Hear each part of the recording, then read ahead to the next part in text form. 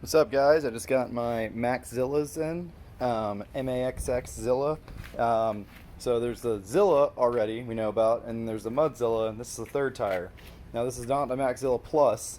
That's like in the bigger size. This is a 28 by 11.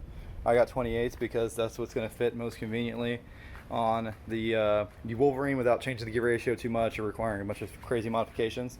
They're supposed to be a tall 28. They're supposed to be like 28.8 inches tall. But this is pretty interesting. So 28, by the way, way more tread than I thought they had. Looking at the pictures of them, I mean, it's a decent amount of tread, and pretty good looking tire. Very flat, very soft. But anyways, weight is let's get it centered on the scale, 32.9 pounds. So that's pretty light for a tire with that much tread. And it being a wide, right? The wides are usually significantly heavier, and we love Maxxis, and Maxxis does a good job of making a tire that's light but durable and everything. So right at just shy of 33 pounds. But what I love about them is how soft the tread is. I mean, look at this. That is super soft. I think it's like a Zilla tread. That is a very soft tire. And it's not on the wheel yet, obviously, so the widths aren't super relevant. I was planning on running them on my 7-inch wide hypers, but after getting them and measuring them and seeing how wide they are, they're a little wider than 11. They're like 11 and a half. Over here you can kind of see. It's about 11 and a half, and if you count the knobbies. So I think I'm going to try to get a 7.5 or 8-inch wide wheel for them because they are really wide. And height, they're not mounted, so again, kind of irrelevant.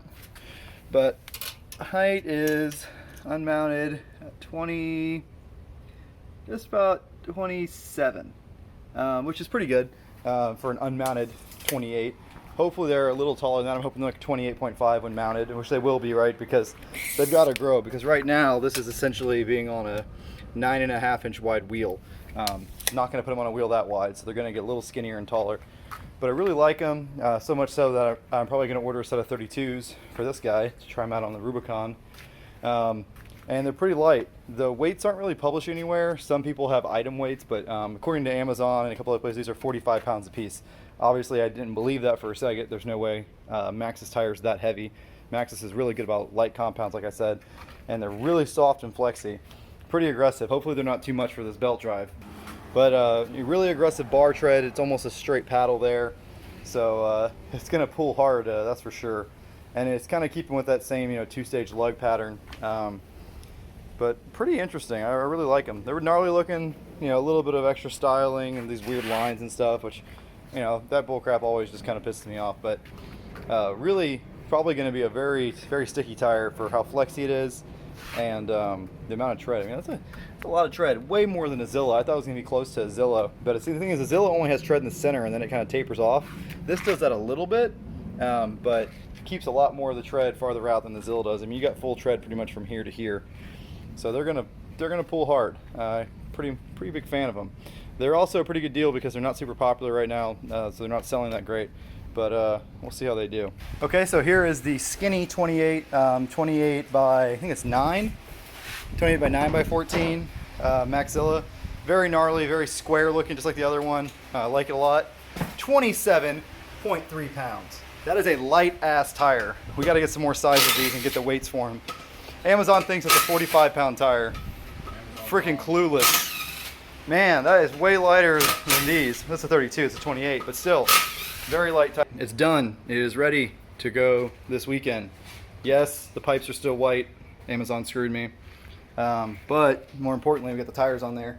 So these are not the wheels I ordered because eBay screwed me and those didn't come in time, despite the fact that I guaranteed delivery date of today. So what I had to do was, this is the wheels off the Can-Am, so that's the wrong lug pattern. There's an adapter, and then behind the adapter there's a 1-inch spacer, but it's 12mm hardware on that spacer, so I think it'll be okay.